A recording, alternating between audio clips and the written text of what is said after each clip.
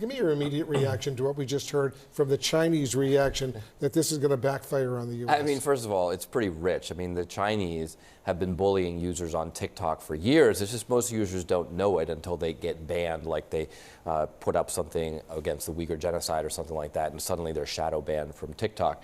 Of course, the other comment the Chinese official made is that Americans are somehow manipulating markets. Well, that's what China does all day long. They subsidize state companies. They don't practice fair trade practices. They manipulate markets all the time. And actually, they brought on a great economic crisis as a result. So I'm not worried about our economy. I would be worried about China's. And the bill passed the House, once again, 352 in favor, 65 against. One person voted present. It was major bipartisan support. Major bipartisan support. In fact, it passed unanimously out of committee to get to the floor.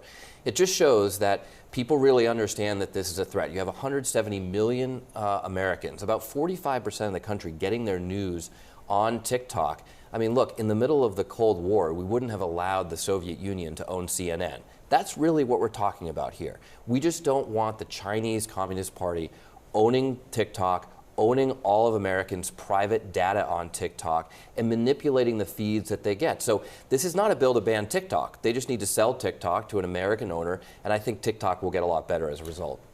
Are you confident that the Senate will pass this legislation? Because the Senate Majority Leader, Chuck Schumer, he seems to be delaying it at least a little bit. Well, I mean, I've been in Washington long enough to learn that you don't really count on the Senate to do anything quickly.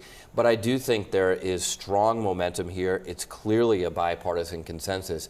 And one of the things that I've noticed over time about China is that there's a strong correlation between those who are willing to take action on China, doing things like banning TikTok, and simply access to intelligence. In other words, once you see the intelligence reports and you understand all the stuff that China's doing behind the scenes, you're much more likely to get on board with this. I suspect there are members of the Senate who need to get briefed up on just how dangerous China's control of TikTok can be.